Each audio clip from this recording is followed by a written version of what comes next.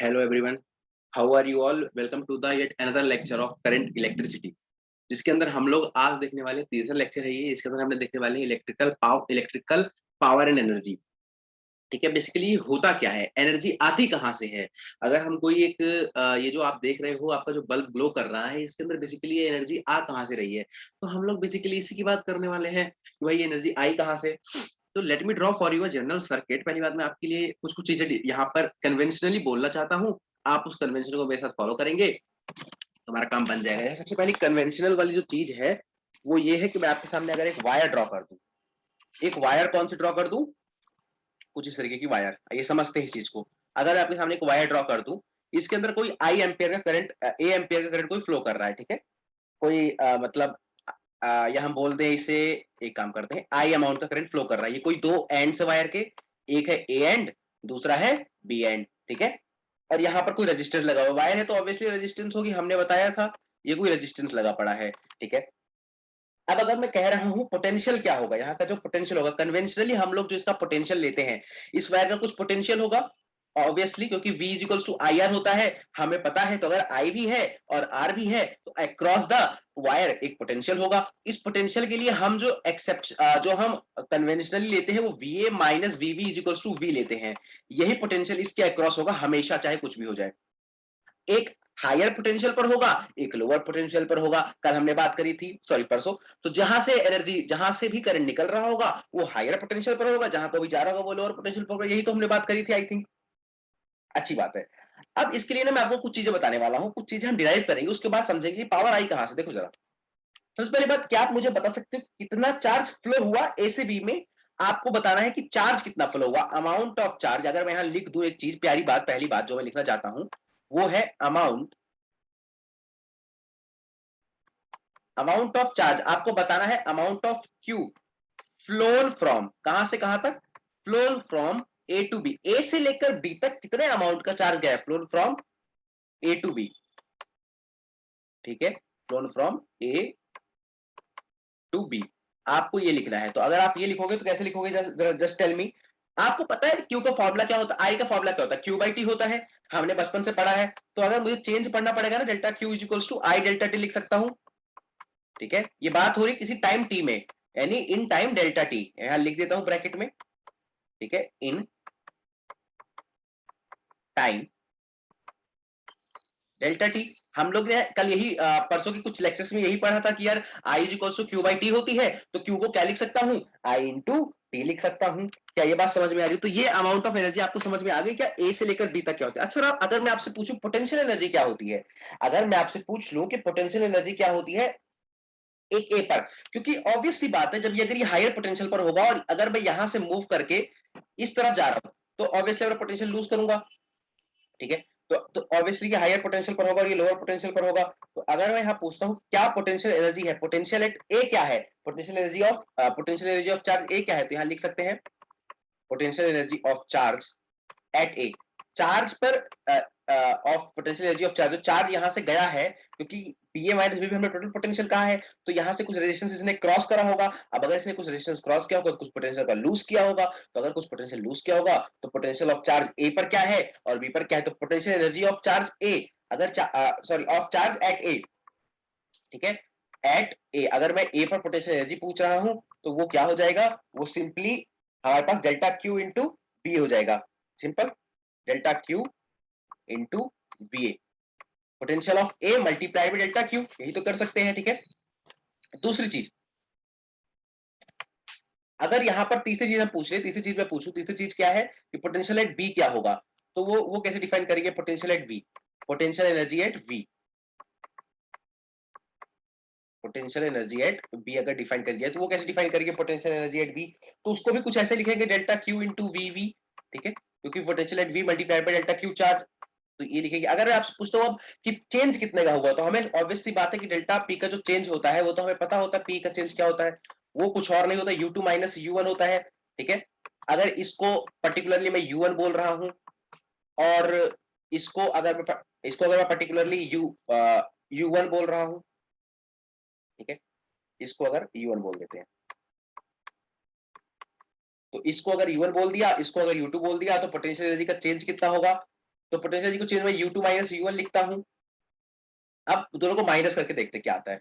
तो अगर हम दोनों को माइनस करेंगे तो सबसे पहली बात U2 क्या है, डेल्टा Q वो कॉमन लेंगे, अंदर क्या करेंगे, अंदर हम लोग क्या करेंगे, VV माइनस VA करेंगे, ठीक है, क्योंकि VV यहाँ से ये वाला इसका V और उसका A, तो हमने कॉमन लिया डेल्टा Q और VV माइनस VA कर दिया और ये हमारे पास निकल के आ गया। तो हम इसे क्या लिखेंगे, डेल्टा Q, लेकिन हमने डेल्टा Q हमें डेल्टा V डेल्टा T लिखना चाहिए, मतलब V डेल्टा T अभी कैसे बताते हैं, देखो डेल्टा Q अगर यहाँ पर ये VV माइनस VA लिख रहे थे हमने, लेकिन कन्वेंशनली पहले कुछ और डिसाइड किया था। हमने कन्वेंशनली कहा था कि जो भी V होगा वो क्या होगा, VA माइनस VB होगा ऑब्वियसली। तो अगर एक चीज बताओ, अगर हमें यहाँ पे VA माइनस VB करना है, मान लेते हैं VB माइनस VA नहीं करना है, क्योंकि हमने जो कहा था कि पोटेंशियल, क्योंकि हमें इसको तो कैसे लिखना पड़ेगा, जस्ट टेल मी, इसको कैसे लिखना पड़ेगा, इसको तो डेल्टा V के फॉर्म में लिखना पड़ेगा ना, बोलो।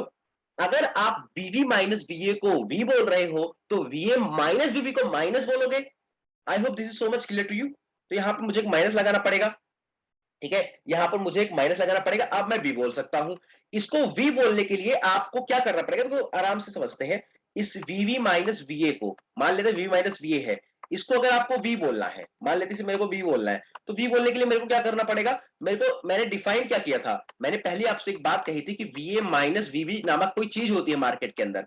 आपको ये बात याद रखनी है, ये कन्वेंशन है कि पोटेंशियल एनर्जी ऐसे ही डिफाइंड होगी, पोटेंशियल ऐसे ही डिफाइंड होगा, VA माइनस VB। तो इसके आगे मुझे जस्ट एक माइनस लगा देना पड़ेगा, जब मैं माइनस लगा दूंगा तो माइनस VB और plus VA is equals to V बन जाएगा। I hope this is so much clear to you. तो अगर V बोलेंगे तो क्या बोल देंगे, just tell me, VA minus VB, इसी को तो हमने यहाँ पे VA माइनस VB लिखे, अब हम V लिख सकते हैं ना, बोलो, अब लिख सकते हैं ना। तो अब अगर हम यहाँ पर लिख सकते हैं एक चीज, तो हम इसे, अब मैं इसे रब कर देता हूँ, आई थिंक आपको समझ में आ गया होगा कि क्या लिखा मैंने अभी इन 2-3 मिनटों में, ठीक है। ये सब लिखने की वैसे जरूरत नहीं थी, समझ जाना चाहिए था, लेकिन फिर भी समझाया। एक सेकंड इसे भी रब कर देते हैं। तो ये समझ में आ गया, आप जो मेन बात थी वो तो समझ में आ गई ना कि कैसे लिखते हैं इसको। आइए अगेन स्टार्ट करते हैं। तो हमने इसको लिख दिया। अच्छा, अभी मैंने डेल्टा क्यू को कुछ डिफाइन किया था पिछले टर्म्स में, डेल्टा क्यू को कैसे लिखा था, आई डेल्टा टी की फॉर्म में लिखा था मेरे ख्याल से। तो यहां मैं रिप्लेस कर सकता हूं इस वैल्यू को, ये वैल्यू आपको याद रखनी है, ठीक है। यहां पर मैं रिप्लेस कर सकता हूं इस चीज को, ओके सर रिप्लेस कर दीजिए। तो यहां रिप्लेस कर देते हैं इसको, तो हम लिख सकते हैं minus I delta T V. अब मैं क्या ये बोल सकता हूं, I delta T V I V, या फिर इसको ऐसा बोल दो यार कि I minus I V delta T, जो कि एज्यूमिंगली जीरो से छोटा होगा। आपको पता नहीं, ये तो वैल्यू जीरो छोटी क्योंकि माइनस लगा पड़ा है, तो ऑब्वियसली जीरो से छोटा होगा। अच्छा, ये वैल्यू जो थी ना यहाँ पर, ये वैल्यू अब जरा देखना, ये जो वैल्यू यहाँ पर थी, ये वाली जस्ट ये वाली वैल्यू, ये वाली वैल्यू जो थी, ये तो v जो थी ये बड़ी थी ना, बताओ, ये वैल्यू बड़ी थी ना किससे, जीरो से, ठीक है, और ये वैल्यू छोटी है। अब एक बात आती है, इस माइनस का मतलब क्या है, सर माइनस क्यों आया है। मैं आपको बता दूं कि माइनस का मतलब क्या होता है, माइनस का मतलब कुछ लॉस होता है, ठीक है। जब आप एक नंबर लाइन पर खड़े हुए होते हो, जीरो पॉइंट पर, आप पीछे की तरफ जाते हो, नेगेटिव डायरेक्शन में आते हो, तो आप कुछ लॉस करते हुए चले जाते हो।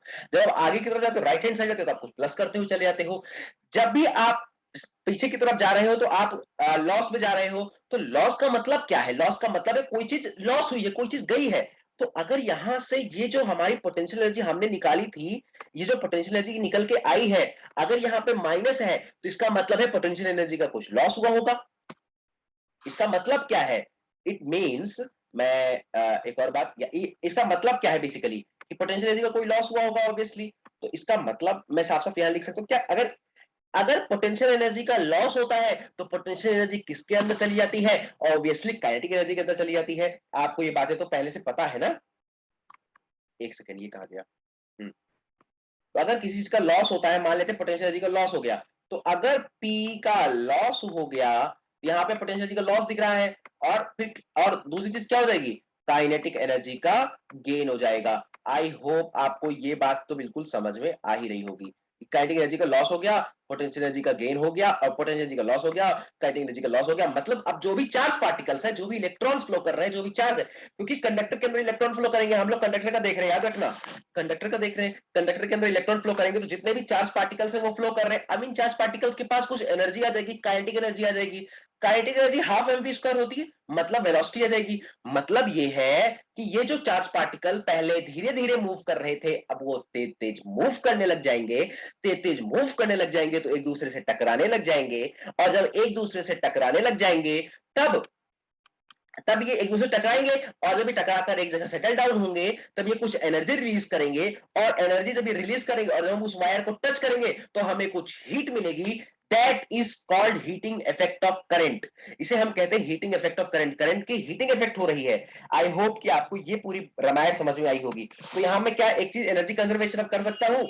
एनर्जी कंजर्वेशन कैसे करते हैं, देखो बोलो, change in kinetic energy, energy conservation कर रहा हूं मैं, plus change in potential energy is nothing but equal to zero. Kinetic energy कितनी आई उसको भी तो बात करेंगे ना। तो डेल्टा के क्या हो जाएगा, बोलो डेल्टा के तो वो माइनस ऑफ डेल्टा यू हो जाएगा, ऑब्वियसली ना, क्योंकि जितना यू का लॉस होगा उतना के का गेन होगा, जितना के का लॉस होगा उतना यू का गेन होगा। ये तो क्लास 11 की चीज है, बहुत अच्छी बात है। तो डेल्टा के को क्या लिख सकते हैं, फाइनल बोलो, आई वी, देखो ये वैल्यू पॉजिटिव आ गई, आई वी डेल्टा टी, और ये वैल्यू जीरो से बड़ी भी आ गई।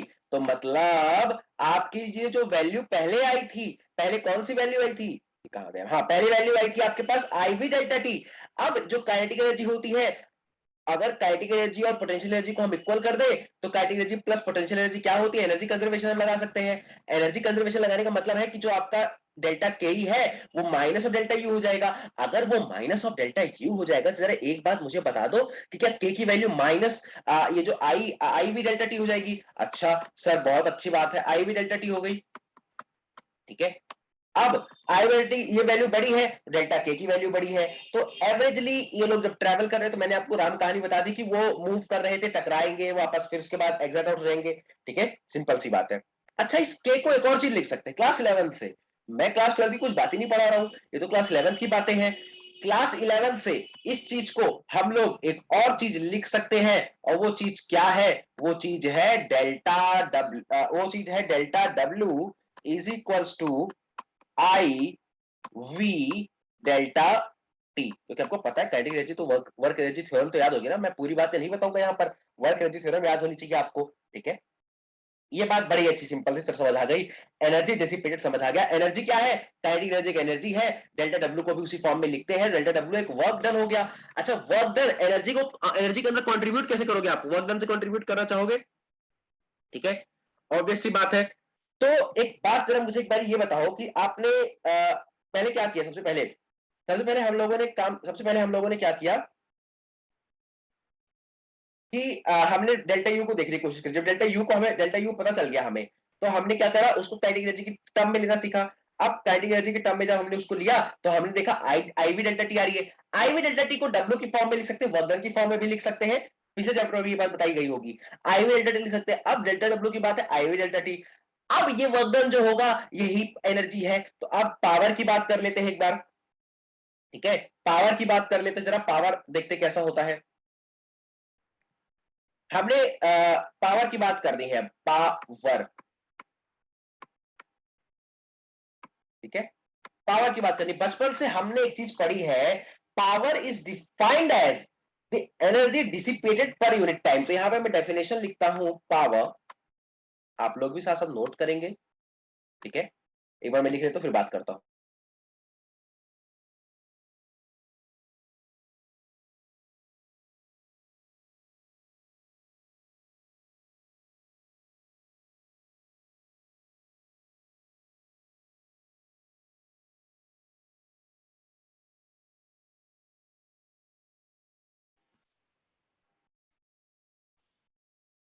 तो पावर इज डिसिपेटेड, कितनी एनर्जी डिसिपेट हुई है एक पर्टिकुलर टाइम में, दैट इज कॉल्ड पावर। तो इसको लिख सकते हैं क्या इस तरीके से, P is equals to E by T, I hope. और एनर्जी क्या थी, काइनेटिक एनर्जी वाली फॉर्म में निकाली थी ना, delta W by delta T. ऐसा कुछ लिख सकते हैं हम लोग प्यार से, बोलो लिख सकते हैं, ठीक है, सिंपल ही बात है। अब इसको हम लोग लिख सकते हैं क्या, V इंटू आई, बोलो भाई, V इंटू आई लिख सकते हैं ना इस चीज को, तो सिंपल सी बात है। या तो डेल्टा डब्ल्यू में डेल्टा टी लिख लो, या तो आप P is equal to V upon में I लिख लो, सिंपल सी बात है ना। P इंटू डेल्टा टी को क्या लिख सकते हैं, जस्ट टेल मी, यहाँ पे देखो हमें इसकी निकाला था I V delta T. I V delta T निकालने का मतलब, देखो इसको निकाला था डेल्टा डब्ल्यू को, आई वी डेल्टा टी।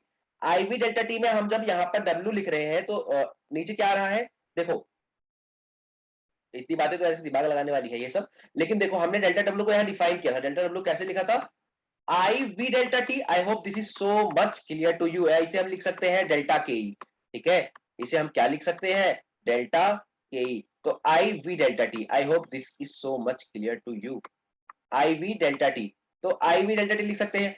अब यहाँ पर हम जब इसे रिप्लेस कर रहे होंगे तो रिप्लेस करके क्या लिख सकते हैं, जरा देख रहे हैं यहाँ पर डेल्टा डब्ल्यू की जगह क्या लिख सकते हैं, डेल्टा डब्ल्यू की जगह हम लोग लिखेंगे आई वी डेल्टा टी अपॉन में एक डेल्टा टी उसके साथ और था, एक डेल्टा टी अगर और था तो ये डेल्टा टी कट गया, फाइनल फॉर्मूला v अपॉन में आई बच गया, ठीक है। कई बार समझ में आ रही है। तो पावर को एक और फॉर्म में लिखा जा सकता है, सर वो कौन सी फॉर्म है, तो power is equals to voltage into current. अब इसी को और वो करते हैं और मॉडिफाई कर लेते हैं एक बारी, ठीक है। कैसे मॉडिफाई करेंगे जरा ध्यान से देखेंगे आप लोग, ठीक है। अब अगर हम पावर को और मॉडिफाई करने जाते हैं तो हम एक चीज मॉडिफाई कर सकते हैं, कैसे मॉडिफाई कर सकते हैं जरा देखेंगे बारीकी से, ठीक है। ये हमने करा पावर को, power dissipated energy per time, तो power is energy per time, तो इसको अच्छा V is equals to I R होता है, हमें पता है ना, V is equals to I into R होता है। तो हम लोग लिख सकते हैं power is equals to V की जगह आई स्क्वायर आर, बोलो लिख सकते हैं ना। पहली चीज, पहला फॉर्मूला, दूसरा फॉर्मूला, तीसरा क्या है, आई को v बाय आर भी तो लिख सकते हो। तो P इज इक्वल्स टू अगर आई को v बाय आर लिख दिया तो v स्क्वायर बाय आर हो जाएगा, सिंपली है। आप जैसी नीड होगी वैसा फॉर्मूला होगा और वैसे कंडीशंस हो जाएंगी। I hope this is so much clear to you. ये सारी चीजें समझ में आ गई कि power is equals to V square by R होता है, या हम लिख सकते हैं P is equals to I square by R होता है, यूजिंग द ओम्स लॉ, ठीक है। इसी पावर का हम लोग यूज करते हैं किसके लिए, लाइट के, जो लाइट जलती है उसके लिए हम इसी पावर का यूज करते हैं। तो यहां मैं एक बात और नोट कर सकता हूं कि जो पावर है, कि जब वो कॉइल्स को हीट अप करेगा तो इलेक्ट्रिक बल्ब जो होगा वो जल जाएगा, इलेक्ट्रिक बल्ब लाइट कर जाएगा। तो जब भी ये कोई कॉइल है, ठीक है, ये कोई कॉइल है, कोई बल्ब है, जब इस कॉइल को ये पावर जो होगा, पावर हीट करेगा, पावर व्हेन, हमें लिख सकते हो व्हेन पावर, हम लिख सकते क्या, व्हेन पावर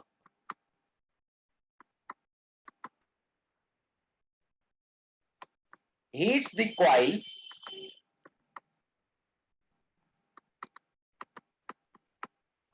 इसका रिजल्टेंट क्या हो जाएगा, इनकैंडिसेंस। इनकैंडिसेंस का मतलब क्या हो गया, इनकैंडिसेंस, ओके, इनकैंडिसेंस। इसका मतलब ये हो गया, इनकैंडिसेंस का मतलब कि लाइट जब है, अब अगर अपने पावर को दे दी उसको तो लाइट जो है वो ग्लो कर जाएगी, सिंपल सी बात है, ठीक है। क्या इतनी बातें समझ में आ रही है। आगे बढ़ते हैं और एस्पेक्ट को समझते हैं कि पावर, देखो सोर्स क्या हो सकता है पावर का, पावर का सोर्स क्या होता है, एक और बात कर लेते हैं या आगे बात कर लेते हैं, एक सेकेंड, ठीक है, okay. Source of power, source क्या हो सकता है पावर का, कोई भी हो सकता है ना सोर्स, तो यार सोर्स तो प्रोवाइड कोई भी कर सकता है, पावर जिसके पास इलेक्ट्रिसिटी हो। सोर्स ऑफ पावर, पावर जो होता है उसका सोर्स कौन होता है, तो सबसे पहली बात जो है, सोर्स ऑफ पावर की बात करते हैं तो हमें कोई एक्सटर्नल सोर्स चाहिए होता है जो कि एक करंट फ्लो कर रहा सके, ऐसा कोई ऑब्जेक्ट जो स्टडी करंट फ्लो करा सकते, तो ऑब्जेक्ट, कोई ऐसा ऑब्जेक्ट जो स्टडी करंट फ्लो करा सके, ऑब्जेक्ट जो एक स्टडी करंट दे सके, ठीक है, स्टडी करंट लेमन लैंग्वेज में तो यही करेंगे, सिंपल सी बात है। या फिर आप बात कर सकते हो केमिकल सेल्स की, जो chemical cell steady current provide करती है, कि आगे पढ़ेंगे केमिकल सेल, लेक्लांसी सेल वगैरह वगैरह जो भी है, लेक्लांसी सेल आप केमिस्ट्री के अंदर पढ़ते हो, ऐसे केमिकल सेल। आप एक एग्जांपल याद रखोगे, एग्जांपल के तौर पर है केमिकल सेल, आगे बात करेंगे दूसरा लेक्चर इसी के ऊपर है, केमिकल सेल के ऊपर है, तो मैं पहले बता दिया मैंने, ठीक है। और ऐसे करके जो भी सोर्स हो सकता है पावर का, कोई भी हो सकता है सोर्स पावर का, तो ठीक है। मैंने यहाँ एक बात लिखी थी, ये रहा, पावर और पावर लॉस इन अ ट्रांसमिशन लाइन, जो पावर लॉस होता है किसके यहाँ पे, ट्रांसमिशन लाइंस पर। देखो यहाँ पे एक बात लिखी है, consider device resistance R to be operated a voltage V and a current through it, the power device is P is equals to VI। If the resistance of the connecting wire then the power resistance to be the RC, the power dissipated in the connecting PC is equals to I square RC, जो कि ये बनेगी पूरी। देखो अभी कह क्या रहे हैं, बड़ी सिंपल सी बात कह रहे हैं। जब आप कभी जो जैसे आप दिल्ली के अंदर सिट आउट हो, दिल्ली के अंदर बैठे हुए हो, तो अगर आप पावर, क्योंकि पावर आपके घर पे जो आ रही है वो सिर्फ जरूरी थोड़ी कि दिल्ली से आ रही है, क्या पता वो कहीं पावर स्टेशन बहुत दूर लगे हुए होते हैं, पावर स्टेशन तो बहुत दूर दूर होते हैं, वहां से आती है पावर। तो पावर अगर हिमाचल प्रदेश से आ रही है, क्योंकि हिमाचल प्रदेश से आ रही है तो उसके ऊपर एक कोई वायर से आ रही होगी, तो वायर की कुछ स्पेसिफिक रेजिस्टेंस होगी, आई होप एक रेजिस्टेंस होगी, उसके पास कुछ वोल्टेज होगा। तो पावर क्या हो जाएगा, पावर बेस्ड। देखो पावर जो होगा, हम पावर को लिख सकते हैं क्या, आई स्क्वायर आरसी, इस तरीके से लिख सकते हैं ना, आई स्क्वायर आरसी लिख सकते हैं पावर को ऑब्वियसली। और इसको एक तरीके से और लिख सकते हैं, P square RC, P square RC upon में V square. I hope this is so much clear to you. तो यहाँ पर जो पावर है, ये जो पावर जो आ रही है, मतलब ये पीसी का मतलब क्या हो गया कि कनेक्टिंग वायर, जो वायर से पावर होकर आ रही है उसको डायरेक्टली प्रोपोर्शनल है किसके, पी, एक तो डायरेक्टली प्रोपोर्शनल, एक तो वो डायरेक्टली प्रोपोर्शनल है आरसी के, क्योंकि ये तो कांस्टेंट होने वाला है, और दूसरी इनवर्सली प्रोपोर्शनल है 1/v स्क्वायर के। अब आप मुझे एक बात बताओ कि ये जो आर है इसको तो चेंज कभी कर नहीं सकते, क्योंकि वायर तो वही रहेगी ना यार, हिमाचल प्रदेश से आने वाली लेंथ वायर तो वही रहेगी, उसको चेंज तो कर नहीं सकते हो, ठीक है, तो रेजिस्टेंस चेंज नहीं होगी। लेकिन इस वी को चेंज करा सकता है, अगर इस वी को चेंज कर दे तो पावर क्या हो जाएगी, वो बढ़ जाएगी। तो as the distance of the power station is very large, RC is considerable, so decrease PC these wires can current an enormous value of V, as is reason at high voltage dangers and on transmission line these voltage are lower to the suitable value used by our transformers।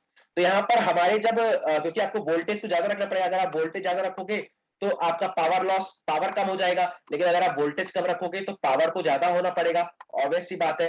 तो यहाँ पर अगर हमें power को, PC को decrease करना है तो वोल्टेज को हमें किस वैल्यू में रखना पड़ेगा, जस्ट टेल मी, वोल्टेज को कम रखना पड़ेगा। अगर आपने वोल्टेज को कम रख दिया तो वोल्टेज को कम रखा तो पावर, देखो अगर आपको पावर को क्या करना है, डिक्रीज करना है, तो वोल्टेज को बढ़ाना पड़ेगा, क्योंकि पावर इतनी ज्यादा नहीं आ सकती ना। अगर आपको वोल्टेज को ज्यादा करना है, मान लेते हैं कि वोल्टेज बहुत ज्यादा रखनी है, ठीक है, मान लेते हैं पावर को कम करना है, तो पावर अगर आप कम करोगे तो वोल्टेज जो होगी, क्योंकि आप जब किसी अप्लायंस को देखते हो तो उसके ऊपर एक स्पेसिफाइड पावर होती है कि 60 वॉट इतने का ही झेल पाएगा ये, ठीक है, 60 वॉट इतने का ही झेल पाएगा। तो वहां पर वही बात होती है कि जब आप उसकी बात करते, वॉट की बात होती है, तो मतलब यही कि पावर को आपको कम करना है, पावर कम करना है तो वोल्टेज बढ़ानी पड़ेगी। अब अगर आपको वोल्टेज बढ़ानी है तो क्या करना पड़ेगा कि जब, इसलिए जो आपके ट्रांसफॉर्मर्स होते हैं उसमें एक साइन लिखा रहता है, ट्रांसफॉर्मर जो होते हैं, ट्रांसमिशन लाइन जो होती है उसमें एक वो लगा रहता है ना, क्या करके कि इसकी वजह से आपको डेंजर हो सकता है कि आप इसको मत टच करो, क्योंकि इसमें बहुत तेज वोल्टेज आ रही है, और आपके बीच में ट्रांसफॉर्मर्स लगे हुए होते हैं, वो ट्रांसफॉर्मर्स जो होते हैं वो वोल्टेज को कम करते हैं और आपके घर के अंदर पहुंचाते हैं उस वोल्टेज को लाकर। क्योंकि अगर वोल्टेज को कम नहीं करोगे तो पावर बहुत ज्यादा बढ़ जाएगा, पावर बढ़ जाएगा तो अभी हमने पढ़ा था कि एनर्जी अपॉन में टाइम एक पावर होती है, एनर्जी ज्यादा हो जाएगी अगर पावर बढ़ जाएगा तो, और अगर एनर्जी ज्यादा हो जाएगी तो ऑब्वियसली हीट बढ़ जाता है और फट फूट भी सकता है कुछ ना कुछ। तो इसलिए पावर को कम रखना है, अगर आप पावर को कम रखोगे तो आपका जो पावर को कम रखना पड़ेगा तो वोल्टेज ज्यादा रखनी पड़ेगी, वोल्टेज को ज्यादा रखना पड़ेगा। वोल्टेज ज्यादा रखने के लिए जब आपके घरों में आएगा तो वो क्या हो जाएगा, ट्रांसमिशन लाइन जो ट्रांसफॉर्मर है उसको कम करके भेजेंगे, यही कहते हैं power loss in transmission lines. I hope this is so much clear to you. ठीक है, इसमें क्वेश्चन बेस्ड है हमारे पास, ये रहा पहला क्वेश्चन जो हमें दिख रहा है, इलेक्ट्रिकल पावर, इलेक्ट्रिकल एनर्जी पूछ रहा है, बड़ा सिंपल सा क्वेश्चन है ये। देखो जरा ये क्या कह रहा है, कह रहा है कि आई की वैल्यू तो आपको 2 दे रखी है, आई की वैल्यू तो आपको क्या दे रखी है, 2 दे रखी है, ठीक है, आपको रेजिस्टेंस दे रखा है, वो कितने का दे रखा है, 4 दे रखा है, आपसे टाइम दे रखा है 10 सेकंड का दे रखा है, ठीक है, power is equals to E by T होती है, ठीक है, पी इंटू टी कर सकते हैं, हमने अभी अभी वी इंटू आई नामक कोई चीज पढ़ी थी आई थिंक, अच्छा, V is equals to I R होता है मेरे ख्याल से, तो पता है ना v equals to I R होता है। तो यहां पर v कैसे निकालोगे जरा बताना, i क्या है, तो r क्या है, एक सेकंड, हाँ ये ऊपर थोड़ा ले चलते हैं, i क्या है 4, तो वोल्टेज क्या हो जाएगी 8, पावर को क्या पड़ा था vi, vi का मतलब क्या 8 इंटू 2 16, 16 इंटू 10 क्या 160, यानी एनर्जी कितनी आ जाएगी, समझ गया ना क्वेश्चन, तो 160, ओके ओके। बहुत सिंपल एप्लीकेशन के साथ हम लोगों ने स्टार्ट किया, 160 जूल इसकी एनर्जी आ जाएगी। या तो हमने एक और चीज पढ़ी थी, आई स्क्वायर आर भी पढ़ा था, तो आप डायरेक्ट निकाल सकते हो, ठीक है, सिंपल सी बात है। बातें क्लियर है ना? मतलब उसने आई दे रखा था, उसने रेजिस्टेंस दे रखा था, हमने क्या किया, हमने कहा हमें तो ये पता होता है, हमें तो एक फॉर्मूला पता है बस, P equals to E by T, और हमें पावर पता है वो होती है आई स्क्वायर आर, या तो आई स्क्वायर आर नहीं मालूम है, एक पावर याद रखो वी आई हमें याद है, वी आई में वोल्टेज कैसे निकालेंगे, आई और आर दे रखा है तो वोल्टेज का मतलब हो गया आई स्क्वायर आर, तो क्योंकि इसकी जगह आई आर रखोगे आई स्क्वायर आर हो जाएगा ना। अब इसको चीज को डिफाइन कर सकते हो तो हो गया सॉल्व, तो क्वेश्चन बड़ा सिंपल था, कोई नई बात तो थी नहीं इस क्वेश्चन के अंदर की, कोई नई बात हमने आपको बता दी हो, यहाँ बहुत दिमाग लगा के छोटा सा क्वेश्चन था, इसको सॉल्व कर सकते हैं, ठीक है, सिंपल, बहुत ही शानदार लेक्चर। आगे बढ़ते हैं, आगे बढ़ते हैं तो हमें आगे एक चीज समझनी है और है यहाँ पर, वो है एक हमारे पास एक और क्वेश्चन होगा यहाँ पर, तो इस क्वेश्चन को देख लेते हैं। एक सेकेंड, क्वेश्चन कहाँ गया है, बहुत दूर रख दिया क्या, रेजिस्टेंस वाले, एक सेकेंड आप वेट करेंगे, मैं क्वेश्चन लेकर आता हूँ।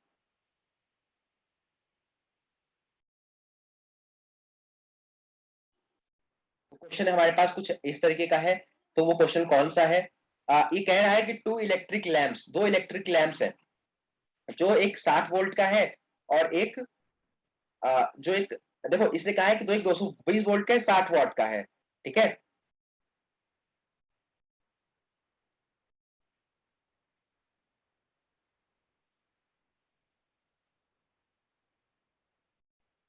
तो यहाँ पर 20 वोल्ट का कुछ हमारे पास 220 वोल्ट का हमारे पास है, 60 वाट का 220 वोल्ट 4 वाट, मतलब किसके अंदर जो वोल्टेज है वो तो सेम है, पावर का डिफरेंस है। जब भी आपके पास कुछ ऐसा लिखा है ना, पावर कुछ ऐसा लिखा है वोल्टेज और वॉट के अंदर, तो इसका मतलब ये होता है कि ये इसकी पावर है और ये इसको वोल्टेज सप्लाई करनी है। अगर आपने इसके ऊपर इसको वोल्टेज सप्लाई कर दी, इसका फूटना तय है, फूट जाएगा, सिंपल, ठीक है। तो ये बात बड़ी सिंपल सी, बड़ी क्लियर सी बात है। तो यहाँ पर इसको सेम देखो, वॉट जो है वो तो अलग अलग है, पावर अलग अलग से है, ठीक है, और उसके बाद वोल्टेज बिल्कुल वोल्टेज बिल्कुल सेम है। वो पूछ रहा है heat generated in the lamp per second when they connect the series across 220 volt. जब वो एक सीरीज में, मतलब पहले इन दोनों का हमें सीरीज, देखो यहाँ पे सिंपल कुछ नहीं करना है, मैं आपको बताता हूँ, रेजिस्टेंस फाइंड आउट करना होगा सबसे पहले। तो रेजिस्टेंस कैसे फाइंड आउट करेंगे, आपको एक फॉर्मूला पता है बहुत सिंपल सा, वो P इक्वल्स टू VI होता है, ओके। इसने कहा क्या है, इसने कहा है कि आपको हीट निकालनी है, जैसे इसने यहां पर ये कहा है कि आपको हीट जनरेटर निकालनी है कि कितनी हीट जनरेट हुई है जब आप एक एक लैंप को कनेक्ट करोगे अक्रॉस 220 वोल्ट्स। तो यहां पर अगर कोई वोल्ट है तो ऑब्वियसली आपको यहां पर रेजिस्टेंस चाहिए होगी, कोई वायर चाहिए होगी, तो आप रेजिस्टेंस कैसे निकालोगे, पावर और वायर से, पावर और इसको देखो, तो आपको पता है पावर का एक फॉर्मूला होता है, क्या फॉर्मूला होता है सर पावर का, वी आई एक फॉर्मूला होता है, लेकिन यहां पर आई तो मुझे निकालना नहीं, तो मुझे क्या निकालना है, आर, तो एक और फॉर्मूला होता है वी स्क्वायर अपॉन में आर। आई थिंक आपको फॉर्मूला याद होगा ना, मैं यहां पे लिख सकता हूं क्या, वी अपॉन में 1 और पावर 1, ठीक है। तो पावर 1 कौन सी है, 60 वॉट, ठीक है, पावर 1 60 वॉट की है। वी स्क्वायर क्या है, वी वी का स्क्वायर तो तुम्हें गिवन है ना यार, ये तो लिख सकते हो ना, 220 का square, I hope this is so much clear to you. और ये R1 है, तो R1 को इधर भेज देता हूं, लेकिन पहले मैं चलो यही सॉल्व कर लेता हूं। तो एक काम करते हैं, R1 को इस साइड भेज देते हैं और 220 मल्टीप्लाइड बाय 220 अपॉन में हम लोग 60 कर लेते हैं और इसको सॉल्व करने की कोशिश करते हैं।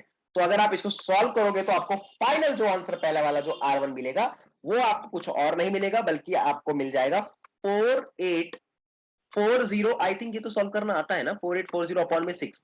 और आप इसको भी फाइनली सॉल्व करोगे तो आपको एक और चीज मिल जाएगी, वो है 806.7 ओम, ठीक है, 7 ओम रेजिस्टेंस आ गई, पहली वाली रेजिस्टेंस तो हमें सब बड़ी समझ में आ गई सर। अच्छा सर R2 कैसे निकालेंगे, R2 का निकालने का भी सिमिलर पैटर्न हो गया है, जरा देखो एक बार तो ध्यान से, क्या है R2 निकालने का सिमिलर पैटर्न क्या है, हमें P2 क्या था 40 वोल्ट, तो P2 is equals to, V तो सेम है ना, V2 को चेंज करने की जरूरत नहीं है, अपॉन में R2 और V का स्क्वायर था बेसिकली, ठीक है। हम इसे क्या कर सकते हैं, P2 कितनी दे रखी थी, जस्ट टेल मी, P2 तो कुछ 40 वॉट, P2 कुछ 40 वॉट दे रखी थी, तो यहां फिर से लिखा जाए क्या, इसमें मैं डायरेक्ट करूंगा, आप घबराना मत, मैं डायरेक्ट करने वाला हूं, 40 अपॉन में, देखो 220 इंटू 220 तो सेम रहेगा, ठीक है, इसका स्क्वायर तो बिल्कुल सेम रहेगा, और ये R2 नामक कोई चीज है, तो ये हो गया यहां पर, हम इसे सॉल्व करेंगे तो आपको फाइनल का जो फॉर्मूला मिलेगा वो है 1210 ohms. I hope this is so much clear to you. I hope this is so much clear to you. 1210 ओम क्यों मिला हमें, ठीक है, आपको ये बात तो समझ में आ गई होगी। अब वो कुछ कह रहा है कि अगर आपने इसको रेजिस्टेंस को क्या करा, ये कोई ए पॉइंट था, अगर मान लेते हैं कोई ए पॉइंट था, आपने दोनों को पैरेलली सॉरी सीरीज में कनेक्ट कर दिया, ठीक है। क्वेश्चन में तो यही कहा था ना, across a voltage of 220 volt, कोई 220 वोल्ट के अक्रॉस आपने इसको कनेक्ट कर दिया, मान लेते 220 वोल्ट था, ठीक है, और आपने इसको कनेक्ट कर दिया, तो आपको पहला क्या मिला था, जस्ट टेल मी। पहला था 806.7, तो 806.7 जो था वो ये था, ठीक है, 806 पॉइंट, एक सेकेंड, ये क्या हो गया यार, 6.7, और दूसरी चीज क्या थी, 1210। आई थिंक यही दोनों चीज आपको मिली थी, 1200 और 806 और आपको पता है सीरीज के अंदर क्या होता है बेसिकली, इसके अक्रॉस अगर ये कोई है तो ये बेसिकली ये लोग रेजिस्टेंस नहीं है, यहाँ पर ये लोग जो दे रहे रेजिस्टेंस है, ठीक है। इस बार इसको मैं जरा रब कर लेता हूँ, जो गंद बच गई यहाँ पर गलती से, ठीक है। तो ये दोनों रेजिस्टेंस अगर है यहाँ पर, इन्होंने कहा रेजिस्टेंस की फॉर्म में अगर हमने इसको कनेक्ट कर दिया, और क्या कनेक्ट किया है, 1200, जस्ट टेल मी क्या कनेक्ट किया है हमने, 1210, ठीक है, 1210। आपको पता है कि ये दोनों अगर रजिस्टर की फॉर्म में जब सीरीज में होता है तो कितना होता है, आपको पता है ना, 806, प्रीवियस नॉलेज से कुछ तो पढ़ा ही होगा 10th क्लास में, बोर्ड वगैरह तो दिए ही होंगे, मैंने पहले भी कहा था 1210। तो ये जो पूरी निकल के वैल्यू आएगी, वो वैल्यू आ जाती है 2016.7 ओम, या मैं इसे साफ साफ लिख देता हूं, 2016, 2016 आ गया, 2016 फ्रॉम दिस। अब हमें वो कह रहा है कि फाइंड द हीट जनरेटेड, तो अगर आपको हीट निकालना है तो हीट कैसे निकालोगे जरा बताना मुझे। हीट निकालने के लिए आपको पहली बात तो करंट चाहिए होगा, ठीक है, क्योंकि हीट निकालने के लिए आपको आई स्क्वायर आर तो करना ही पड़ेगा ना, सिंपल सी बात है। ओके, तो आपको हीट तो पता ही है ना कि क्या होता है, और आपको हीट का फॉर्मूला आना चाहिए, वो क्या होता है वो मैं आपको यहाँ लिख देता हूं।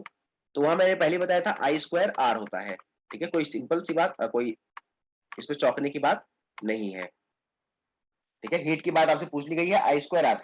अब आपको आई तो चाहिए ही, अच्छा, V is equals to I R, जब भी कोई सीरीज के अंदर V is equals to I R, ठीक है, जब भी कोई सीरीज के अंदर होता है, मान लेते हैं यहाँ पर आपको हीट चाहिए, तो हीट के लिए आपके पास तो आई स्क्वायर आर वन चाहिए। अच्छा सर, तो एक बात बताना, जब आपको आई चाहिए तो आई कैसे निकालोगे, V बाय आर करके निकालोगे, ठीक है। वोल्टेज क्या है, 220, पहला वाला रेजिस्टेंस क्या है, R1 क्या है, यहां पर V बाय R1 कर लेते हैं, और ऐसी करके V is equals to I2R2 कर लेते हैं, ठीक है। कोई परेशानी तो नहीं हो जाएगी इसके अंदर, कोई परेशानी होने लग जाए बाद में, ठीक है। ऐसी आप तो पहला वाला क्या था, जस्ट टेल मी, पहला वाला हमारे पास 2016, मतलब जो आपके पास फाइनल रेजिस्टेंस आया है, जैसे जो V है और जो R है, बेसिकली जो V है, देखो मैं फिर से समझाता हूँ, यहाँ पर कंफ्यूजिंग हो गया मेरे लिए भी आपके लिए भी। देखो सिंपल सी बात है, अगर आपको H निकालना है तो आपको H निकालने के लिए क्या करना पड़ेगा, इसको भी रब कर देते हैं, ठीक है। आपको अगर सब रब कर दो, अगर आपको आई निकालना है, मान लेते हैं अगर आपको आई निकालना है, तब आप क्या करोगे, एच निकालना है, तो एच निकालने के लिए आपको सिंपली आई स्क्वायर आर करना पड़ेगा, ऑब्वियसली तो फॉर्मूला पता है। अच्छा, आपको आई चाहिए तो V equals to I R होता है, बचपन से हम लोग जानते हैं। आई को निकालने के लिए हमें टोटल वोल्टेज चाहिए होती है, वोल्टेज अपॉन में रेजिस्टेंस चाहिए, रेजिस्टेंस अक्रॉस, तो हर एक के अक्रॉस हमें रेजिस्टेंस चाहिए। अब सबसे पहले वाला रेजिस्टेंस 2020 का वोल्टेज है, वोल्टेज चेंज नहीं हो रहा, दोनों के अक्रॉस वोल्टेज वही है, और रेजिस्टेंस क्या हो जाएगी 2016.7। I hope this is so much clear to you. ये एक एम्पियर वाला सबसे पहला रेजिस्टेंस आ गया, ठीक है। ऐसे करके दूसरा वाला हम निकालेंगे, तो ये आई स्क्वायर आर वन निकल के आ गया, ठीक है। अब आपको क्या करना है, बहुत सिंपल सा काम करना है कि मल्टीप्लाई, देखो अब यहाँ पे आई स्क्वायर आर, ये आई निकल के आया है, आपको क्या करना है, आई ये तो टोटल आई निकल के आया है, जैसे मान लेते हैं कि आई, ये देखो इसके अलावा हमने जब इसको कनेक्ट किया था तो ये कोई एक पर्टिकुलर था। अब ये जो जैसे 2016 था, 2016 क्या था, टोटल आया था 2016 टोटल, इसका रेजिस्टेंस आया था, इसका रेजिस्टेंस अगर टोटल 2016 आया है ना, जैसे देखो एक क्वेश्चन में बहुत टाइम लग रहा है समझाने में ही, ये टोटल जो दो है ये कितना आया था, जस्ट टेल मी, ये 2016 आया था आपका, ठीक है, तो 2016 आ गया था इसका, 2016 अगर आ गया था तो V equals to I R कितने करना पड़ेगा, just tell me, V by R करना पड़ेगा, तब हमारे पास टोटल निकल के आएगा कि टोटल I कितना फ्लो कर रहा है पूरे करंट के अंदर। तो V क्या है 10, V क्या है 220 वोल्ट, R क्या है 2016 एम्पियर। तो करंट कितना हो गया हर एक बल्ब के थ्रू, क्योंकि करंट जो होता है रेजिस्टेंस के अंदर वो तो सेम होता है। आई होप कि ये बात आपको पता है, करंट तो बिल्कुल सेम होता है ना। अरे रेजिस्टेंस के अंदर इतनी चीजें आप तो जानते ही हो, या फिर अगर ये अभी क्लियर नहीं हो तो आगे हम इसकी बात भी करेंगे क्या होता है बेसिकली। ठीक है, आगे बढ़ते हैं। तो हमने यहाँ पर टोटली V निकाल लिया, हमने पहला V निकाल लिया, हमने I निकाल लिया। I निकालने के बाद हमें जो मिला, हम लोग हीट निकालने की बात करेंगे। तो हीट 1 जो हो जाएगा वो क्या हो जाएगा I स्क्वायर R1, क्योंकि आपको पता है जब भी कोई सीरीज होता है तो उसके अक्रॉस जितने भी रजिस्टर्स होते हैं वहां पर I सेम होता है, वोल्टेज डिफरेंस होता है। जब भी कोई पैरेलल होता है तो across voltage different, voltage same होता है, I डिफरेंट होता है। तो I स्क्वायर R1 बोल सकते हैं। आई क्या आया है बोलो 220 अपॉन 2016, 2016.7, इसका कर दो स्क्वायर और मल्टीप्लाई कर दो किससे R1 से। R1 क्या था 806.7, 806.7। आप इसको जब सॉल्व आउट करोगे ना यार तो आपको एक आंसर मिल के आएगा, वो आंसर है 9.60 joule per second. I hope this is so much clear to you कि कैसे आई है। मैं करके नहीं दिखा रहा हूं, इसको और थोड़ा साफ लिख लेते हैं 9.60। ठीक है, अब इस तरीके से आप H2 निकाल लो, दूसरे वाले से हीट कितनी जनरेट होती है तो उसको निकालोगे तो सिंपली यही करना पड़ेगा 220 अपॉन में 2016.7, क्योंकि आई तो दोनों के अक्रॉस सेम होगा। ठीक है, इज मल्टीप्लाइड बाय और रेजिस्टेंस ऑफ 2 नथिंग बट 1210। अब इसको सॉल्व कर लो ना यार, क्या दिक्कत है इसके सॉल्व करने के अंदर। इसका तो आंसर 14.4 वैसे आ जाएगा joule inverse, joule second inverse 1। और हाँ, पावर को वॉट में लिखते हैं, एक बात याद रखना। ठीक है, ये बातें आपको पता है वैसे भी, ये बातें बिल्कुल सिमिलर सी है, बातें बिल्कुल क्लियर है कि हमें बातें समझ में आ गई कि पावर और हीट कैसे निकालते। तो ऐसे अगर क्वेश्चन आएंगे तो आप लोग कर लोगे। ठीक है, आई थिंक कि कर लोगे। आगे बढ़ते हैं। आगे बढ़ते हुए जब हम लेक्चर को एक्सटेंड करेंगे, लेक्चर को एक्सटेंड में हम लोग जो आप पढ़ेंगे वो है हमारे पास cells in series and cells in parallel. तो हम लोग बात करेंगे सेल को एक सीरीज में लेके, सेल्स, सॉरी सेल्स नहीं, रजिस्टर्स, रजिस्टर सेल की बात करने लगे, sorry, resistors in series and resistors in parallel.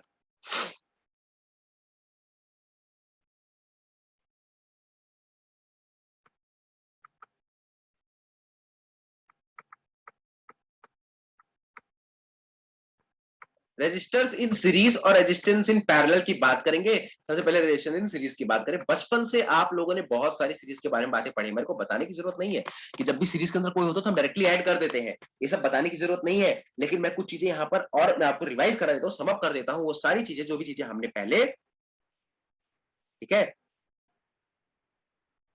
तो इसको जरा हम एक बारी देख लेते हैं, नोट डाउन कर लेते हैं कि क्या चीजें हमें जो है वो इसके अंदर समझनी है। सबसे पहले मैं आपको एक वायर दिखा देता हूँ, एक प्यारी सी वायर हमारे पास है। सर वो वायर कौन सी है? ठीक है, एक देखो ये वायर है हमारे पास, ये कोई ए नामक वायर है। ठीक है, ये यहां से फ्लो करेगी। अब फ्लो क्या करेगी, ये R1। ठीक है, आगे चल रहे हम लोग, ये चल रहे हम लोग, यहाँ पर बी पे पहुंच गए। ये हम लोग ने इसे कहा ये R2 है, हमने कहा इसे ये R1 है। सिंपल, हमने कहा यहां से कोई एक करंट निकल के गया है, करंट निकल के गया है। अब यहां से करंट निकला, ये करंट आगे गया, यहाँ पर हम कोई पॉइंट मान लेते हैं सी, लेट कर सकते हैं, ऐसा तो लेट ही कर रहे हैं, डायग्राम ही बना रहे हैं, कुछ और नहीं कर रहे। यहाँ पर आई मान सकते हैं। ठीक है, उसके बाद एक और रेजिस्टेंस के अक्रॉस गए तो यहां भी आई मान सकते हैं। जब भी आपको कोई सीरीज का केस दिया जाए, एक बात आपको ध्यान में हमेशा रखनी है कि current through out the resistance R always same. आपको पॉइंट्स का याद रखने हैं। ठीक है, आपको कुछ पॉइंट्स याद रखने हैं, जो मैं पॉइंट्स यहां लिख रहा हूं वो पॉइंट बहुत इंपॉर्टेंट पॉइंट्स हैं, उन पॉइंट्स को आप याद रखेंगे। सबसे पहला point, current is same, current is same. ठीक है, करंट इज सेम, हमेशा करंट सेम रहेगा across, across whole wire, across all resistance, across all resistors. किसके अंदर, सीरीज के अंदर, अक्रॉस ऑल। हमने ऑल लिख दिया, रजिस्टर्स, रेजिस्टेंस इन सीरीज। ठीक है, रजिस्टर्स इन सीरीज की बात करते हैं, तो बहुत सिंपल सी थ्योरी है। दूसरी चीज आपको जो याद रखनी है वो ये है कि वोल्टेज जो ये V है, ये V जो होगा इस V इज डिफरेंट, मतलब इसके अक्रॉस कुछ और V होगा, इसलिए मैंने यहाँ पर पॉइंट ये बनाया था, इसके अक्रॉस कुछ और V होगा, इस वाले के अक्रॉस कुछ और भी होगा, तो इसके अक्रॉस कुछ और भी होगा, तो इस वाले रेजिस्टेंस के अक्रॉस कुछ और भी होगा, इस वाले रेजिस्टेंस के अक्रॉस कुछ और भी होगा, तो वोल्टेज इज डिफरेंट। ठीक है, वोल्टेज इज डिफरेंट किसके across, all the resistors across, जितने भी रजिस्टर्स है उनके अक्रॉस इसके वोल्टेज डिफरेंट हो गए, across all resistors in series, all resistors in series. I hope this is so much clear to you. Parallel के अंदर क्या होता है, ठीक उल्टा हो जाता है, तो पैरेलल की बात भी कर लेंगे, पहले हम इसकी बात कर लेते हैं, सिंपल सी बात है। ठीक है, अब ये दो चीज आपको नोट करनी है। Okay, I hope this is so much clear to you. अगर आपसे मैं यहाँ पे पूछ लूं potential difference across R1 R2, तो आप लोग बता पाओगे पोटेंशियल डिफरेंस मुझे बड़े आराम से। ठीक है, जरा देख लेते क्या होता है, आप ये दोनों चीजें नोट करेंगे जल्दी से, आगे बढ़ते हैं हम लोग। ठीक है, जरा देखो जरा इस बात को, हाँ हम लोग आते हैं जरा यहाँ पर, एक हमने वायर ली थी, ठीक है, इस तरीके की वायर ली थी, ये R2 लिया था, ये R1 लिया था, बोलो भाई बात क्लियर है। ये यहाँ पर A पॉइंट माना था, ये यहाँ पर V पॉइंट माना था, हमने यहाँ का बोला था कि वोल्टेज जो होता है वो कुछ डिफरेंस वोल्टेज होता है, V1 बोल दिया था। ठीक है, V1 बोल दिया था, कोई पॉइंट C है, यहाँ का कोई डिफरेंट वोल्टेज बोल देते हैं, तो यहाँ का हमने कुछ वोल्टेज V2 बोल देना है। आई होप कि अब पहली बात यह है कि मैं आपको पोटेंशियल डिफरेंस चाहता हूं, अगर मैं आपसे पूछ लू PD potential difference across, potential difference across R1 resistors, resistor R1, इस रेजिस्टेंस R1 के अक्रॉस कितना पोटेंशियल डिफरेंस, मतलब ये वाला जो पोटेंशियल आपसे पूछा जा रहा है, तो आप क्या लिखोगे, ऑब्वियसली सर ये तो कुछ नहीं होता, VA माइनस VC हो जाएगा, यही होता है ना, किसी दो वायर के अक्रॉस अगर मैं लिखना चाहता हूं तो कैसे लिखूंगा, जस्ट टेल में, अगर ये वायर दिया हुआ है, ये A है, ये B है, मैंने पहले भी पावर जब पढ़ा था तभी मैंने बताया था, तो मैंने कहा था VA माइनस VB लिखते हैं, तो यहाँ पर भी तो VA माइनस VC लिखूंगा ना। अरे बोलो सही बात है कि नहीं है, ये क्या कर दिया, सारी स्लाइड ही चली गई, ओहो। ठीक है, कोई नहीं, फिर से लिखते हैं, आओ जी, मैं आपके लिए फिर से लिखता हूँ यहाँ पर। ठीक है, ये क्या हो रहा है, ठीक है, आओ, यहाँ पर हमने कहा था कि सिंपली हमने एक बात कही थी आपको कि ये यहाँ पर हमने C पॉइंट माना था, ठीक है, फिर यहाँ से मूव कर रहे थे तो यहाँ पर हमने B पॉइंट माना था, और यहाँ पर हमने A पॉइंट माना था। यहाँ से हमने कहा था इसका कोई रेजिस्टेंस है V1, मतलब सॉरी वोल्टेज है V1, इसका रेजिस्टेंस R1 था, यहाँ से हमने इसका रेजिस्टेंस जो था वो R2 माना था। ठीक है, R2 माना था, और यहाँ का वोल्टेज हमने टोटल कितना कह दिया था, जस्ट टेल मी, V2 कह दिया था। हमने कहा था करंट बिल्कुल सेम होता है, करंट बिल्कुल अगर सेम होता है तो एक बात बताना, सबसे पहली बात हमने आपसे पूछी थी potential difference across, potential difference across resistance R1, तो अक्रॉस R1 के अगर आपको अक्रॉस अगर R1 के पोटेंशियल डिफरेंस पूछ लेता हूं तो वो बात क्या हो जाएगी, वो हो जाएगी VA minus VC। I hope की बात आपको समझ में आ रही होगी, VA माइनस VC, और ये क्या हो जाएगी I इंटू R1, क्योंकि V इक्वल्स टू IR होता है। ठीक है, सिंपल सी बात है, V इक्वल्स टू IR। दूसरी चीज, पोटेंशियल डिफरेंस, अगर पोटेंशियल डिफरेंस अक्रॉस R2 पूछी जाए तो PD अक्रॉस R2, ये कुछ नहीं है यार, ये क्या आज कुछ लोचा चल रहा है, हमारी क्लास में लोचा होता है, ये I इज इक्वल्स टू 2। ठीक है, देखो अब यहां पर मैं फिर से आपको दिखाता हूं, ये अक्रॉस अक्रॉस R2, तो ये कितना हो जाएगा, just tell me, VC minus VB, simple, VC minus VB, नहीं लिख रहा तो लिखना सीखो, VC माइनस VB, और ये कितना हो जाएगा I इंटू R2।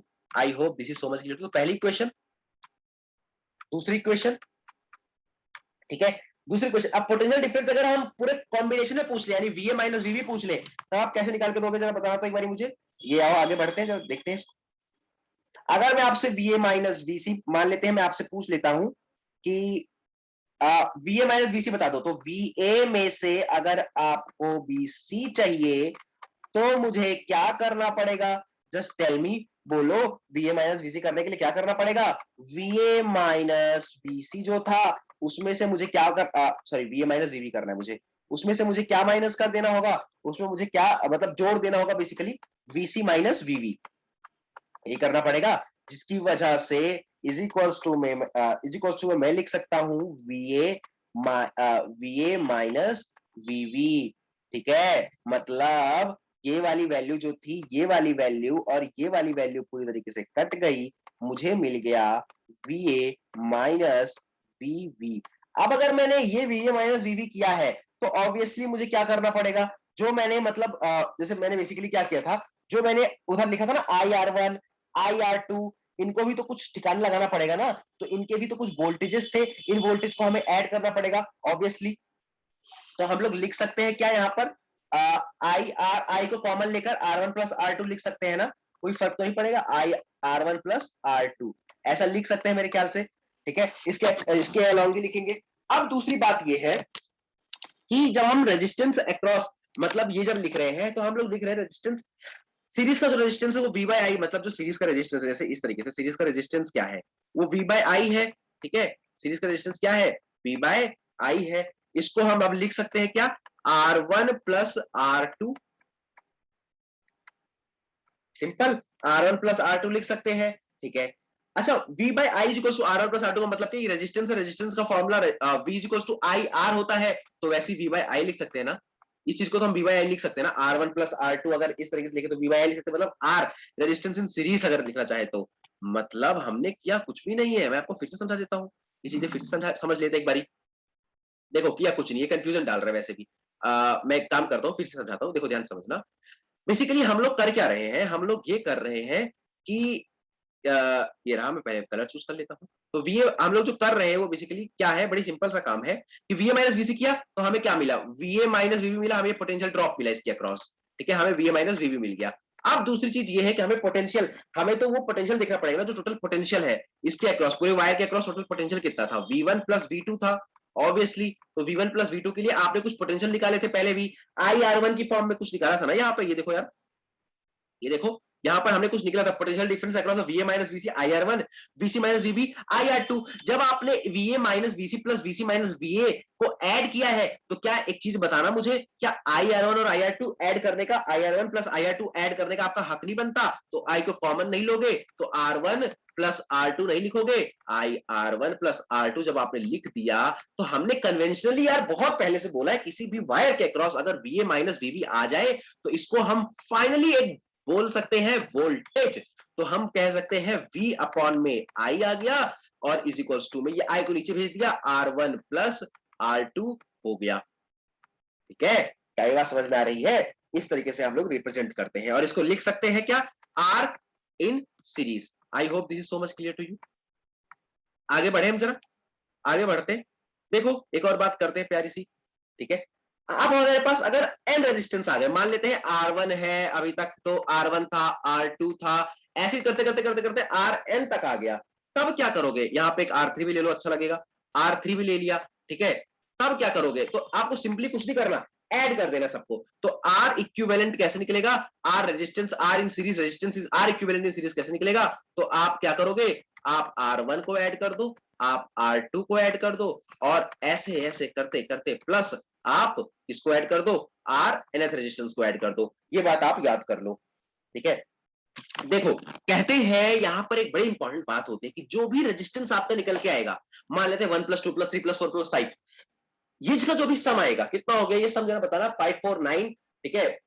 जितना भी हो गया, मान लेते कुछ x हो गया, तो ये जो x क्वांटिटी निकल के आएगी 1 प्लस 2 प्लस 3 प्लस 4 प्लस 5 का जो भी x क्वांटिटी निकल के आएगी, ये जो क्वांटिटी निकल के आई है ये क्वांटिटी बड़ी होगी, किससे बड़ी होगी, ये क्वांटिटी उन सारी वैल्यूज से बड़ी होगी जो वैल्यूज आपने ली थी।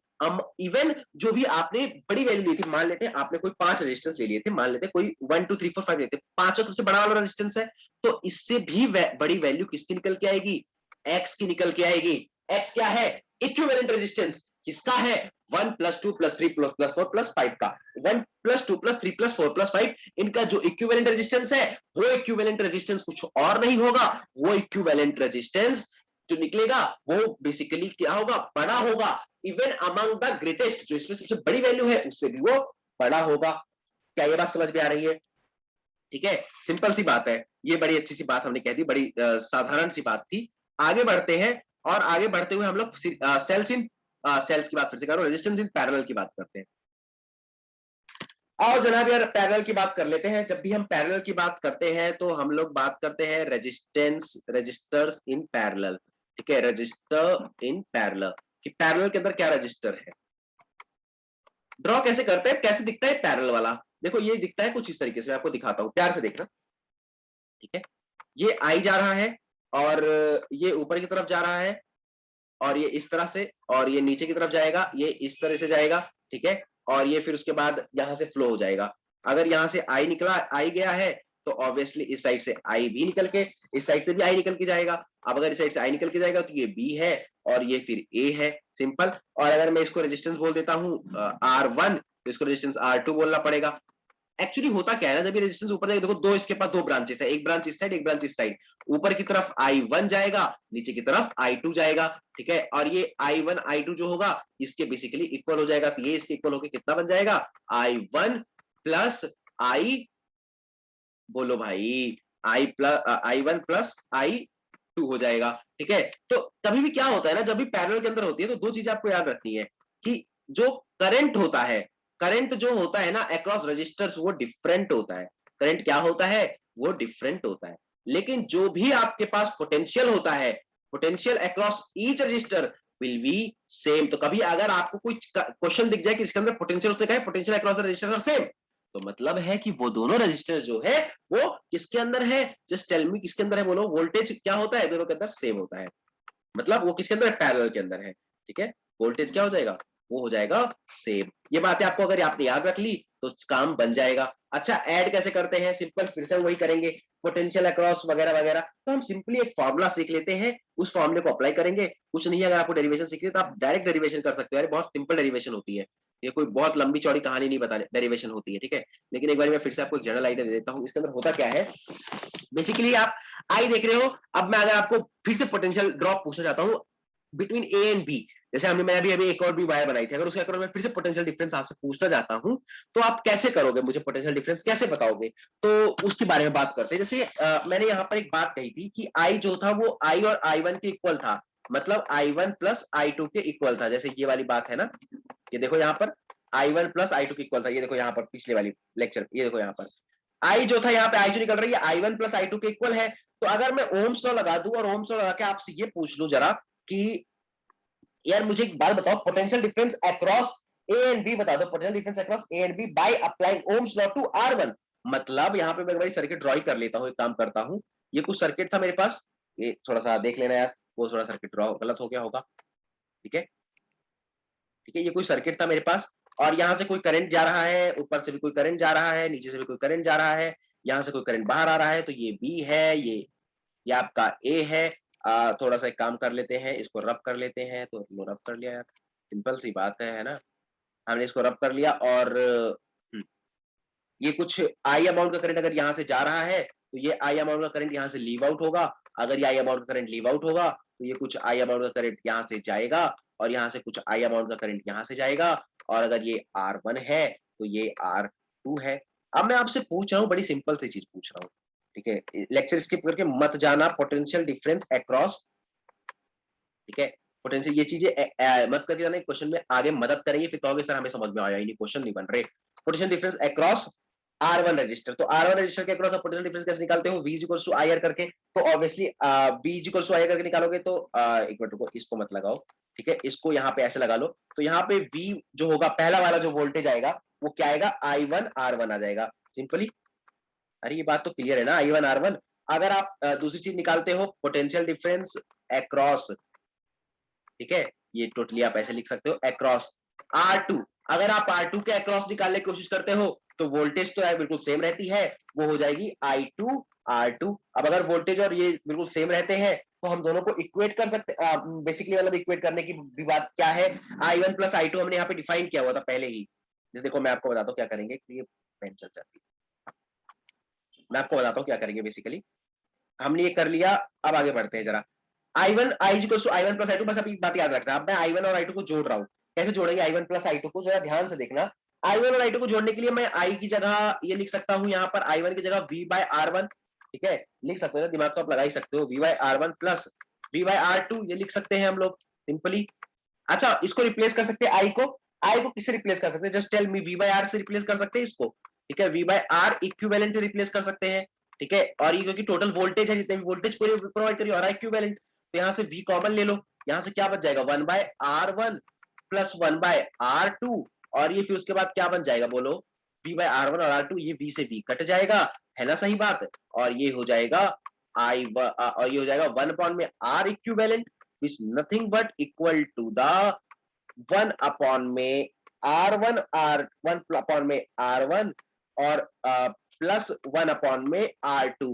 तो जब आप इसको सॉल्व करोगे तब आपको एक चीज मिलेगी, R इक्विवेलेंट जो मिलेगा वो क्या मिलेगा, जस्ट टेल मी। आपको R इक्विवेलेंट क्या मिलेगा, नीचे जब आप एलसीएम लोगे तो R1 R2 को ऊपर भेज दूं, ठीक है, और नीचे 1 प्लस R2। इस तरीके के जब आप क्वेश्चंस को सॉल्व कर लोगे तो ये फॉर्मूला आप अप्लाई कर लोगे, या तो आप वो वाला फॉर्मूला भी अप्लाई कर सकते हो। कौन सा फॉर्मूला सर, ये वाला फॉर्मूला।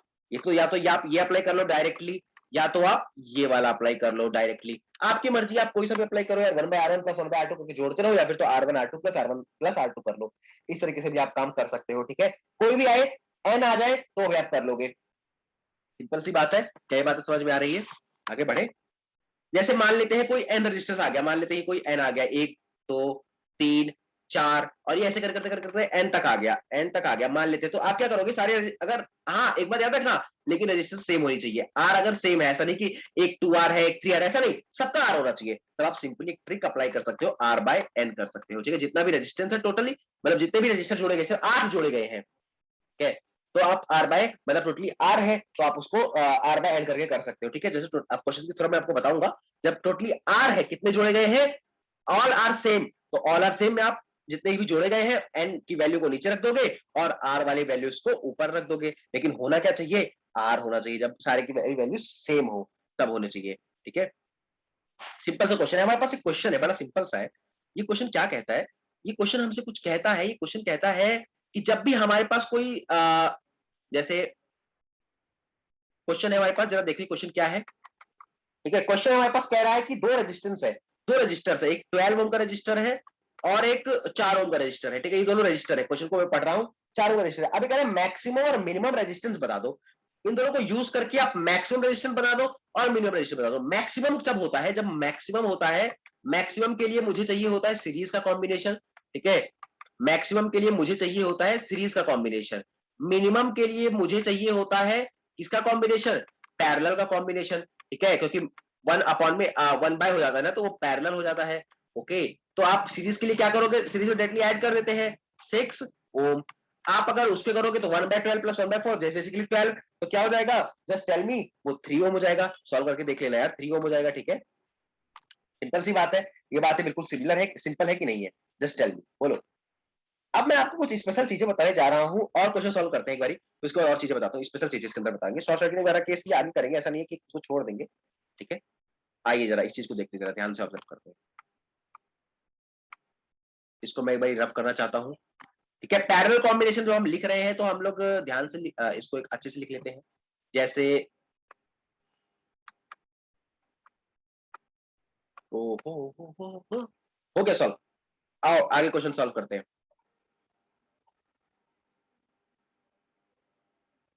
ठीक है। एक क्वेश्चन हमारे पास ये आता है, तो चलिए मैं क्वेश्चन आपके लिए ड्रॉ कर रहा हूं, आप उसे सॉल्व करते जाएंगे। क्वेश्चन नंबर 1, रेजिस्टर्स का प्रॉब्लम, ठीक है। बहुत सारे प्रॉब्लम परेशान करते हैं हमें। Question number 1, just we have a drawn a circuit, हम आपके लिए, मैं आपके लिए सर्किट ड्रॉ कर रहा हूं, ये सर्किट है, ठीक है। ये कोई एक सर्किट जा रहा है, इस साइड से रजिस्टर्स आर, यहां से निकलेगा कुछ, ठीक है, यहां से कुछ ऐसा, और उसके बाद हम लोग कुछ ऐसा करेंगे, ठीक है, और यहां से कुछ ऐसी बात करेंगे, ठीक है। उसके बाद ये R1 है, तो R1 की वैल्यू जो होगी वो हो जाएगी 2 ओम, ठीक है। R2 की वैल्यू जो हो जाएगी वो हो जाएगी 4 ओम, ठीक है, सिंपल। R3 की यहाँ पर R3 की वैल्यू जो हो जाएगी वो है 4 ओम, ठीक है। R3 की वैल्यू जो हो जाएगी वो है 4 ओम, और R4 की वैल्यू क्या है, बोलो। R4 की वैल्यू आपको दे रखी है, वो है हमारे पास 2 ओम, ठीक है। और ये हो जाएगा टोटली B, और कोई दो वायर है एंड के, और ये हो जाएगा टोटली A, ठीक है। और यहाँ पर हमने कुछ किया नहीं, हमसे पूछ रहा है कि find the equivalent resistance RAB, simply RAB पूछा हुआ है। ये तो बड़ा सिंपल सा क्वेश्चन है, हलवाज नहीं है ये, कुछ सिंपल सा क्वेश्चन है हमारे पास। निकालो जरा इसे, तो देखो यहाँ पे ये दोनों कैसे दिख रहे हैं, पैरेलल में दिख रहे हैं। रीड्रॉ करो, रीड्रॉ, रीड्रॉ कैसे करोगे, देखो रीड्रॉ करते जरा, इसे पिछले अगले पेज पे ड्रॉ कर ले, अच्छा लगेगा हमें भी आपको भी। देखो रीड्रॉ कर रहे हैं जब हम लोग इसे, तो रीड्रॉ करके कुछ इस तरीके से बनाएंगे इसको, कि इस तरीके से था कुछ, ठीक है।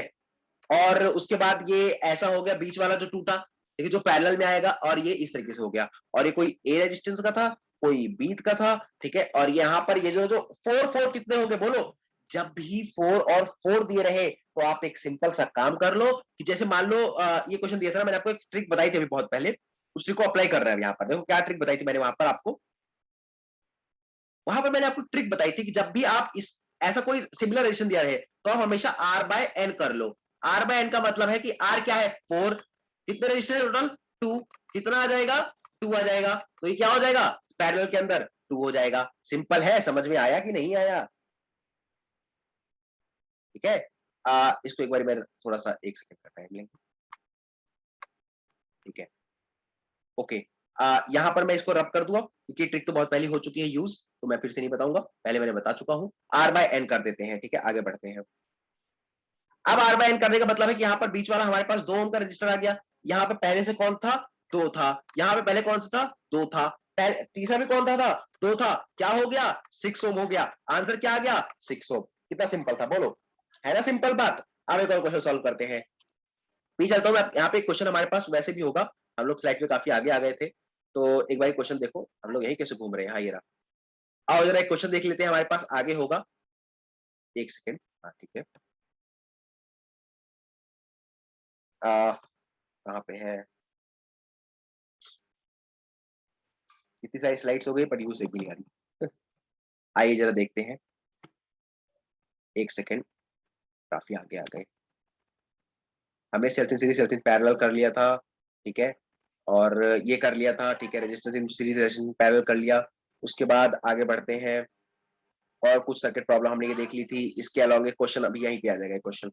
बस 1 सेकेंड 1 सेकेंड 1 सेकेंड, जब बहुत सिंपल एप्लीकेशन है हमारे पास।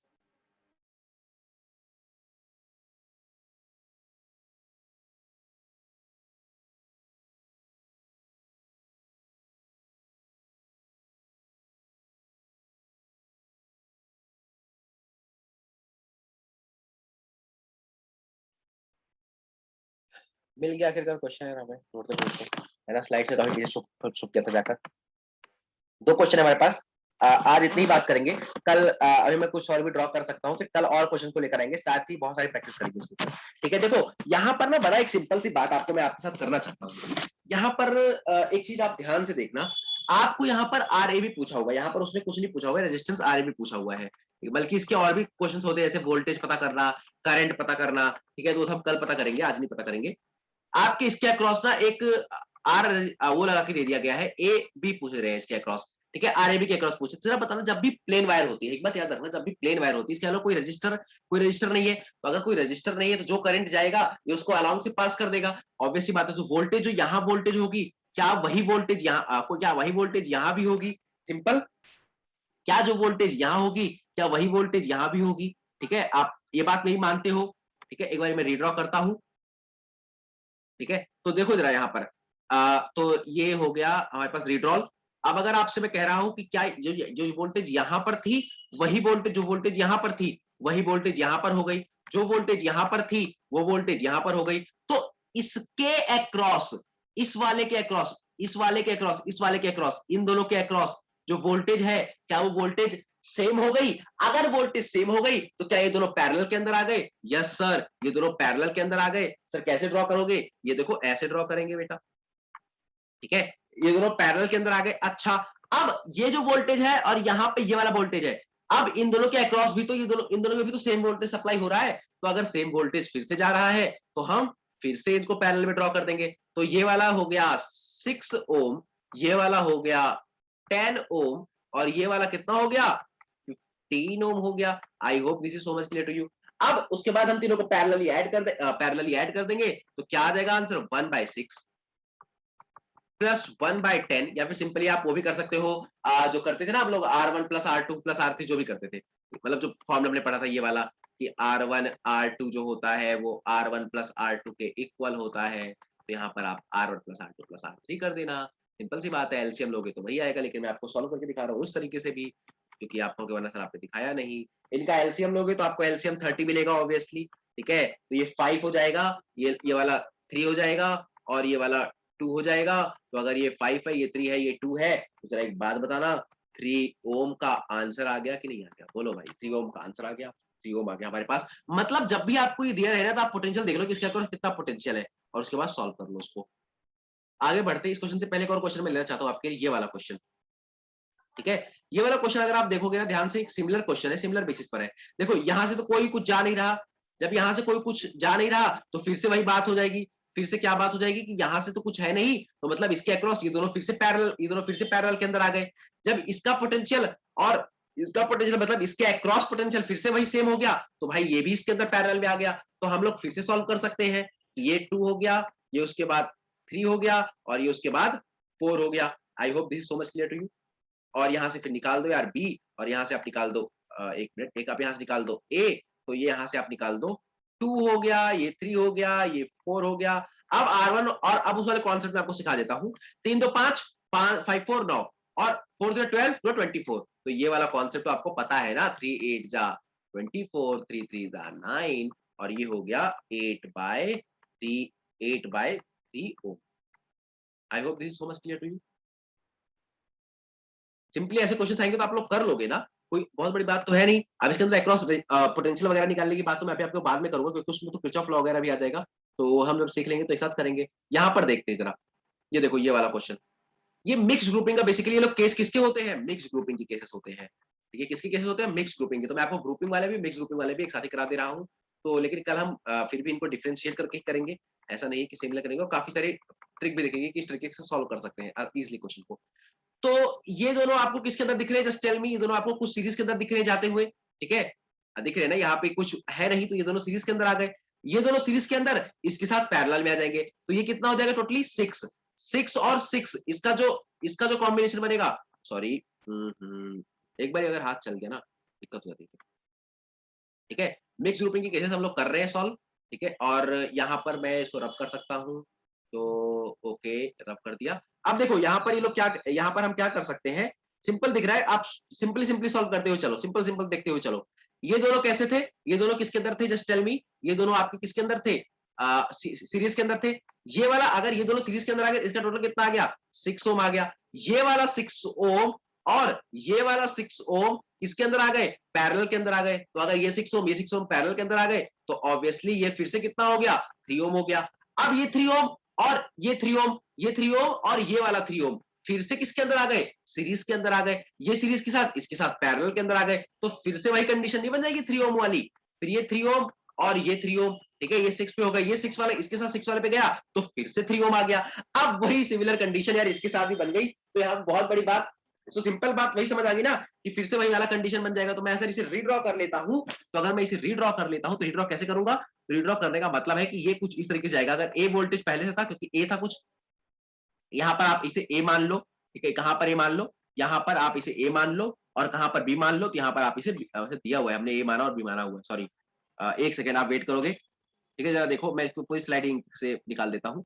आपने इसे ए माना था, इसे आपने बी माना था। जब आप रीड्रॉ कर रहे हो, तो रीड्रॉ करने का मतलब है आपने इसे ए माना, आपने इसे ऊपर बढ़ाया, आपने इसे ऐसा किया, नीचे लेकर आए, और जब आपने इसे नीचे लेकर आया, तो यहाँ पर आपने इसे बी मान लिया। बी मानने के बाद ये वाला कितना हो गया, 6 ओम बचा, और ये वाला कितना हो गया, 3 ओम बचा। इन दोनों को जब आपने सीरीज के अंदर लिया, इन दोनों को सीरीज के अंदर लिया, इसके साथ पैरेलल किया, इसके साथ पैरेलल किया, तो ये इसके साथ सीरीज के अंदर आ गया, इसके साथ पैरेलल के अंदर आ गया, इसके साथ सीरीज के अंदर आ गया, इसके साथ पैरेलल के अंदर आ गया, इसके साथ फिर सीरीज के अंदर आ गया, तो टोटली कितना बच गया, 6 बन गया, और इसके साथ फिर से वो पैरेलल के अंदर आ जाएगा, तो ऑब्वियसली आपको आंसर मिल जाएगा, वो है 2 ohm. Okay, that is so much clear to you. एक और क्वेश्चन सॉल्व करते हैं, समाप्ति करेंगे इस सेशन की आज की, ठीक है, इसको मैं आपको यहाँ करा देता हूँ, चलिए कोई नहीं, ठीक है। इस क्वेश्चन को हम लास्टली सॉल्व करने वाले हैं, कि ये क्वेश्चन हमारे लास्ट लेक्चर का लास्ट है, ठीक है। जरा देखते क्या क्वेश्चन है हमारे पास। हमारे पास क्वेश्चन है, बड़ा सिंपल क्वेश्चन है, रजिस्टर में आपके लिए ड्रॉ कर रहा हूँ। एक और सीख लेते हैं, इस तरीके से अगर कोई रजिस्टर ड्रॉ है, और इस तरीके से फिर से ड्रॉ है, क्योंकि हम ये क्वेश्चन वैसे भी कर चुके हैं एक बारी और, लेकिन फिर भी थोड़ा सा कर लेते हैं, ताकि हमारे कल के लिए काम थोड़ा बच जाए, ठीक है। काम चोर आदमी है ना, मतलब आलसी आदमी है, तो ये आलसी कह सकते हैं। ये 12 है, ये हम लोग कह सकते हैं 10 है, और ये हम लोग कह सकते हैं 15 है। तो यार ये दोनों किसके अंदर दिख रहे हैं, बोलना जरा तो। बोलो भाई 15 इंटू 10/25 यानी ये हो गया सीरीज के अंदर विथ 12, तो ये हो जाएगा कितना हो जाएगा 250। आप सॉल्व कर लेना यार इसे, ठीक है। आर इक्विवेलेंट आप सॉल्व कर सकते हो, इसे सिंपल सी बात है, ठीक है। आप जितना भी सॉल्व करके आंसर निकालोगे तो आप कमेंट भी कर सकते हो, बता सकते हो क्या है आपका आंसर। तो हम लोग इसको कल और बेहतरीन तरीके से करेंगे, हमारे पास बहुत सारे क्वेश्चन होंगे सॉल्व करने के लिए, एक से लेकर एक क्वेश्चन सॉल्व करेंगे कल, और सीखेंगे इसको और बारीकी से, और बहुत सारी चीजें कल भी सीखनी है हमें, ठीक है। और फिर उसके बाद हम व्हीटस्टोन ब्रिज पढ़ेंगे, किरचॉफ लॉ पढ़ेंगे, सेल्स पढ़ेंगे, और तब तक के लिए हम आपको बोलेंगे प्यारा सा थैंक्स, ठीक है। कल मिलते हैं एक नए लेक्चर के साथ। Thank you so much for watching the achievement videos.